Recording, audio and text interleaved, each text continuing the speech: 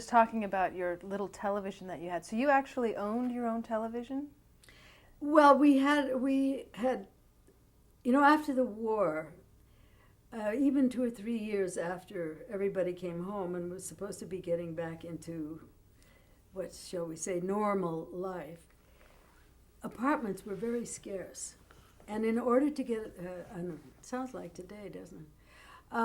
In order to get an apartment in New York, and ours was a basement apartment. They called it a garden apartment, but it was a basement apartment on 69th Street. We had to pay $1,000 for the key.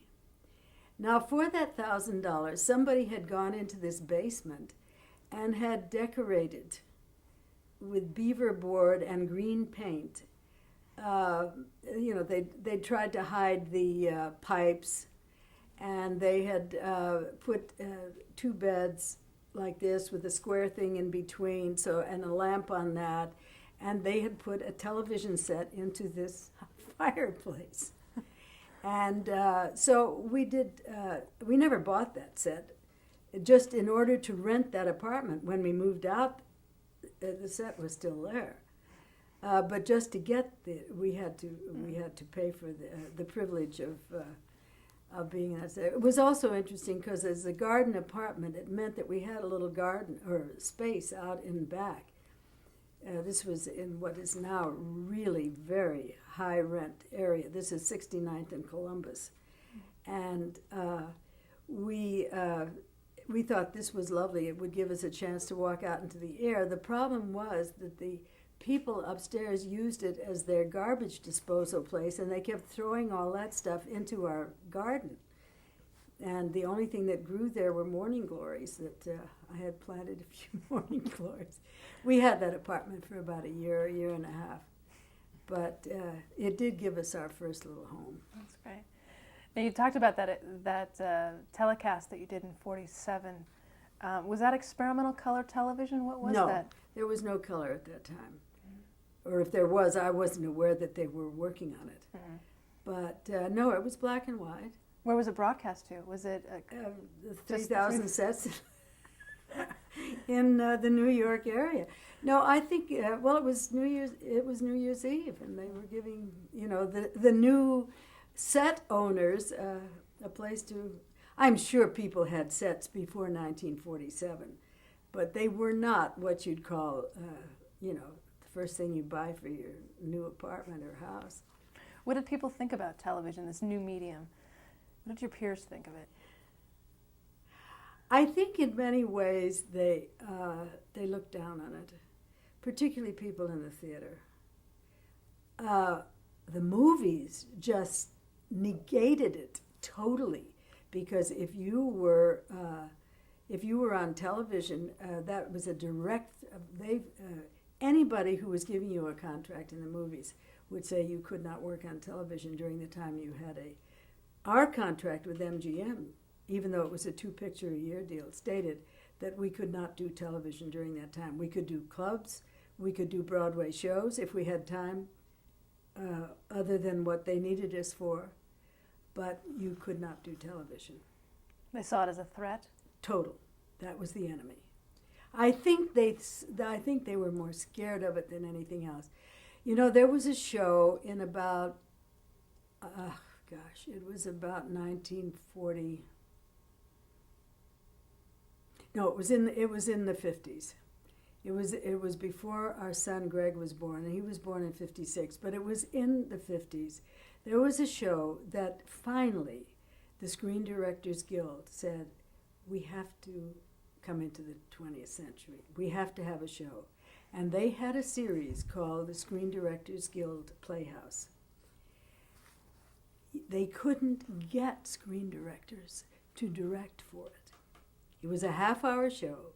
They had a hard time, and that's when Gower became a member of the Screen Directors Guild, because we had gone back into our club act, and George Sidney, who was by then the president of the Screen Directors Guild, and Ruba Mumulian, who was a pretty well-known director, came to San Francisco and convinced Gower that they could make him a director, get him a card, if he would take our act, blend it into a show for the Screen Directors Guild.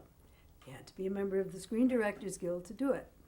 So they found a writer for us, and I've forgotten even what the name of that show was. It exists, I'm sure, and I'd love to see it again. But I remember the first day of shooting, and it was shot over at the Selznick Studios.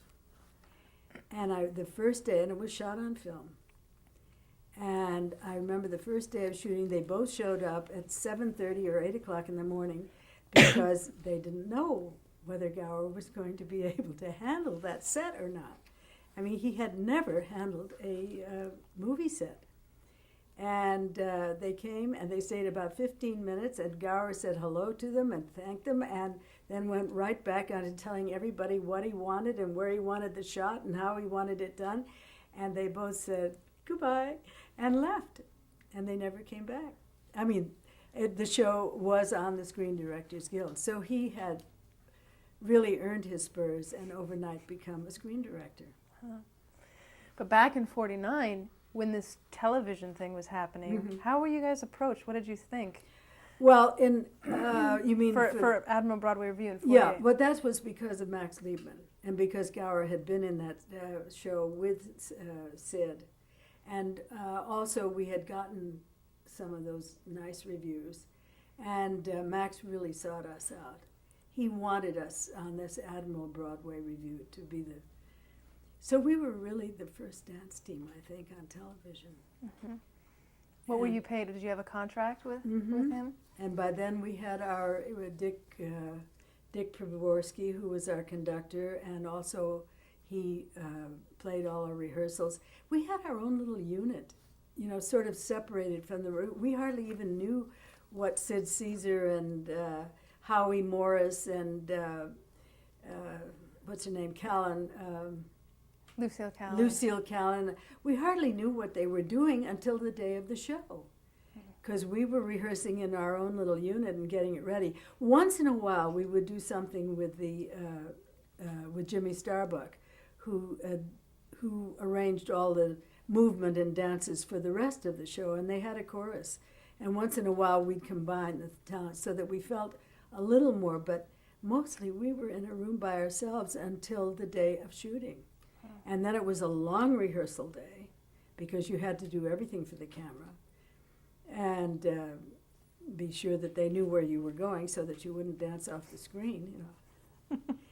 And then you'd have a day off, and then go right back into rehearsal the next day after. Describe the show a little bit, just so to set the record. The show, well, I've just seen a bunch of them on a ship where I was very recently, and they showed, I don't know, they actually showed the show of shows. And it was really built around Sid and Imogene, who had continuing characters, but there were also specialty people. I mean, there were people who did musical numbers, or there was the dance team, or there was the chorus, and they were really, in a sense, a review with sketches. And once you went on the air, once it was showtime, you stayed on the air until it was over, because they were actually sending it out to the few sets that could receive it at that time. And of course, there got to be more and more. By the time the Milton Berle show was on by then, I think Ed Wynn's show had the Texaco Star Theater. In those days, all the shows were named after the sponsor. You had one sponsor, and they did all the advertising, and those commercials were live. They were in another corner of the theater where you were shooting. But they were copied onto something called a kinescope. And the kinescope was sent to Los Angeles after we'd been on a very few weeks. They sent them to other places, and they played them maybe 2 or 3 weeks later. I never understood anything about the technical things, so don't ask me. I just knew that once we went on, that was it. We had to deliver. What acts were you using? Were you using your nightclub act? Were you using the dance numbers? Basis, yes. The basis of what we did were the numbers that we'd accumulated in maybe the last, I would say, we had been in clubs about a year and a half, 2 years, and so we had accumulated a repertoire of, but we, you run out if you're doing 2 shows on any one broadcast. So we also had to do new things. And it was extremely, especially the way Gower worked. He worked very, very slowly. I mean, he wanted everything. And he also worked for the camera. I think that's one of the reasons we succeeded on television almost immediately, is that he knew how to put us in position so that we didn't have to be just full figure all the time. Most dancers were. We would dance right into so that we would have a moment, 2 moments, a little scene, a little interchange or something where people could see and know our faces.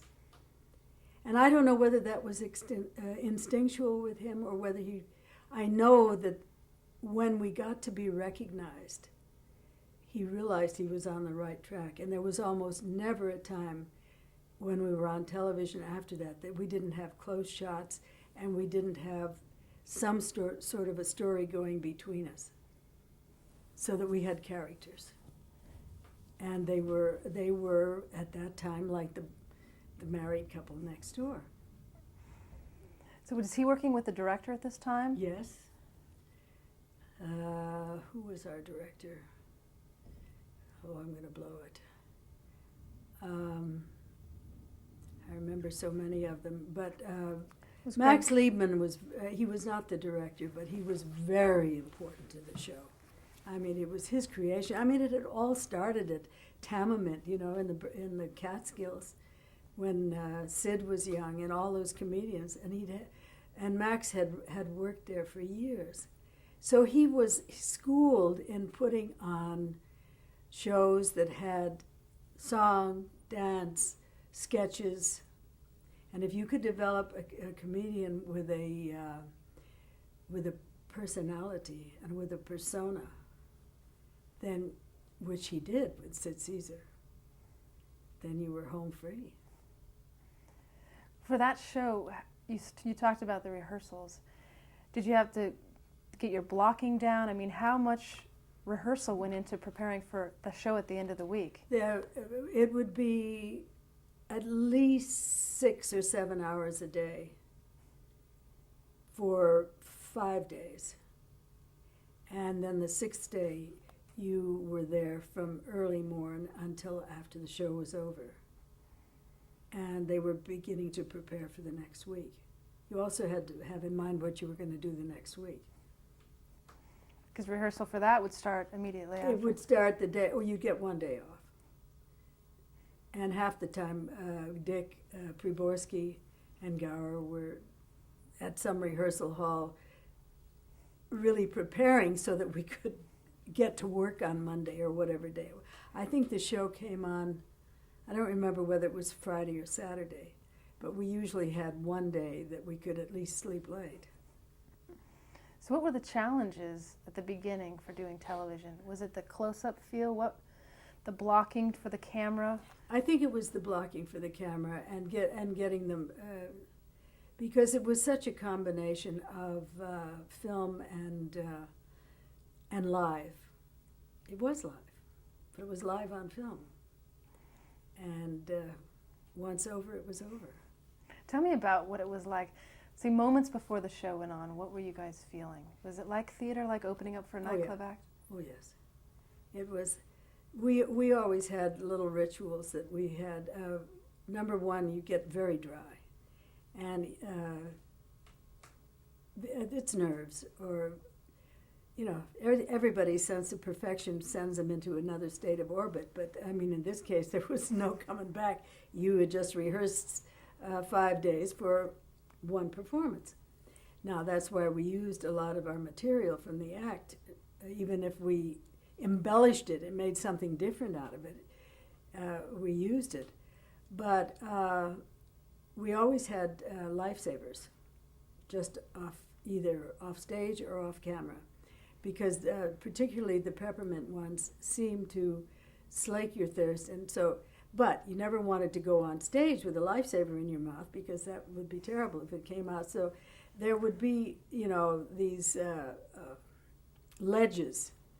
And so by the end of any engagement that we had in clubs, there'd be all these lifesavers lined up, a million of them, because that's what sort of kept you oiled up so that you weren't too dry to get through a 45-minute show without drinking. In television, it was different. We had another ritual, which is he always cracked my back just before we went on, which was done in the fashion with a hug rather than any jerking around. And I don't know, I think that once you're doing something like that, all you're thinking about is the material. You're not really thinking too much about, if you're thinking too much about how nervous you are or whether you're going to remember or not, you're sure to foul up, How many cameras did you have? It was principally, I think we usually had two. It's principally one camera, and but everything Gower designed. That's why we were able to go into films and work out so much, because everything he designed had a camera point of view, and he always thought filmically. It had more spontaneity than films because you didn't have the opportunity to get so perfect. And if you did, louse up in one direction or another, you had to figure out something to get you out of it, just the way you do on stage. But I guess when you're young and you don't know really how important it is, or what, well, it's mostly youthfulness. As you get older, you get more and more cautious and more afraid, especially if you've been successful. And that's too bad, because some of the spontaneity does go out of it. Then you're just thrilled to be on film so that every department can make you perfect. Well, that has its good points and its bad points. I loved having somebody else think about my costumes and think about my hair. I mean, I don't remember having a hairdresser or a makeup man all the years we were in clubs. I never had one. Did you have one for television? I think we did, because we were told that television makeup, they put on this very heavy pancake makeup in those days. For the Admiral show, were the lights really hot? I mean, this was earlier. No, then it was. Well, it was in the theater first of all, and so the lights were further away. And I don't really technically know how they worked it out, but I think there was a makeup person and a hair person by that time. But when we went back into clubs afterwards, I still didn't have anybody but a dresser. For Admiral, did you have an audience? So you felt yes, the sense you had an audience. And when we were on the Ed Sullivan shows, there was always a big audience. And when, with all the shows, Dinah had an audience. Everybody had an audience. Sometimes, especially after you got to the point where they were able to edit the tape, then they would excuse the audience, and you'd do whatever you wanted to do without the audience there. But I imagine it's pretty much that way today too. The floors that they used, were they any different in the studio and television? Were they concrete covered with a vinyl or anything? Did you notice any difference? Well, we worked in which theater was it? It was the one up on Columbus Circle. I think it was called the International. So we were actually on a stage. Oh. So that was not concrete. I don't think we could have lived through concrete, because you get as a dancer, you get such shin splints. We did a Standard Oil show later on in our career, and that was NBC, I think, and it was out in Brooklyn. And that was one of the first studios. bit. It was the 75th anniversary of the Standard Oil. Tyrone Power was the MC. Jimmy Durante and Britt Lahr were on it together, and Kay Thompson and Brandon DeWilde. It was an extraordinary show, and by that time they were into television studios built for color and et cetera, and the floors were concrete, and they just gave you shin splints. It was very hard. Yeah. That first show that you did, you started out in television, you said they took the Kinescope back to Hollywood, LA. Did your parents see you on television? Yes, my father did. What was his reaction to seeing you on the show? Well, he was always thrilled that he lived to be 90, so he was always thrilled that I had been able to make some sort of an impact. And in the beginning, when after the TV started, and we had Life magazine and all the rest of it, we went to Hollywood, of course, to be in. First job was Macombo, and from there we were signed to do a movie called Mr. Music with Bing Crosby and Nancy Olson and Richard Hayden. And then we did Showboat, and of course my dad was always our date. My dad and Gower's mother were always our dates for the opening nights of the movies, particularly the big ones like Showboat. And he would always come on the set and be with us. And it gave him a great deal of pleasure. By then he'd really stopped teaching. And so that was, by then I was second generation. Now I have my own joy in seeing my son directing for television and for movies. He's been doing that for a while, hasn't he? Yes. Yeah. Oh yes. He's doing quite a Greg champion. He's doing some wonderful things. Great. Well, you mentioned live television, and that was such a phenomenon at that time. For most people today, they don't understand what it was like. Everything was live. Mm-hmm. Describe what that was like, the atmosphere of going on a show. Well, was it like theater? It was like theater, but it was also like movies. You see, you had the best and the worst of both. And there was always this threat that you could never do it over again. But it also gave it a spontaneity and a liveliness that you can see. When I play my old live shows for audiences, particularly in colleges where young people have never seen them, they're quite amazed at not only the fact that we could get it on, but also that there is a reality to it that doesn't exist anymore. Also, there's a lot of singing and dancing that doesn't exist anymore. Unless you're looking at MTV, you see very little singing or dancing on television. Why do you think that is?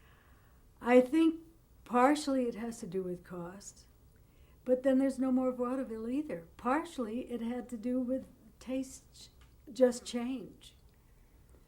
I wish I knew the answer to that, because I think that we'd have, if it's all cost, there must be some way of doing it that it's, that it is reasonable. And of course it takes rehearsal.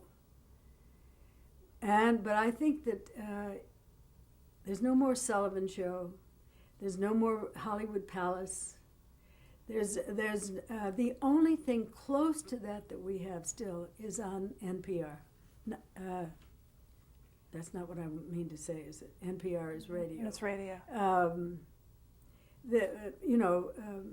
Channel 13. Oh yeah, Channel PBS. Like PBS. The closest to it that we have, because once in a while we get a gypsy, or we get something that has to do still with some of the subjects that we worked with almost exclusively in the early days of television. But for whatever reason, And I think you have to really find out from producers why they don't want to risk. We don't have, we have late night talk shows. We have comedy shows, but they're always like Comedy Central. But we don't have shows where you start with a Sid Caesar and you build the show around him and Imogene Coca. Now, why? Do you think audiences have changed, and do you think their tastes have changed?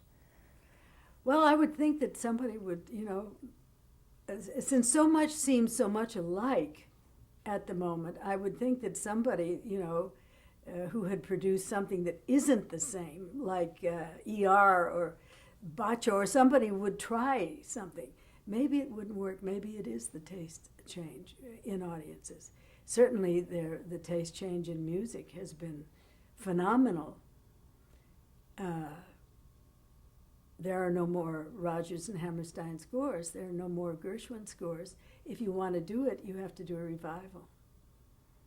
And Broadway's, do you think that's still a receptive audience to the former types of dances and music? And yes, I do. I think it's the only place left. why is that? Why do you think people are receptive to that, but not watching it on television, seeing it in Well, movies? it's like a museum. Why did they go and people who never would think of standing and looking at a painting will go to them, if there's a Corot exhibit, they're going to bash the doors down to see it.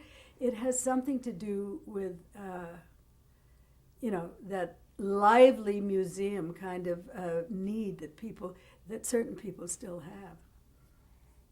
I don't know that history means anything to the vast majority of young people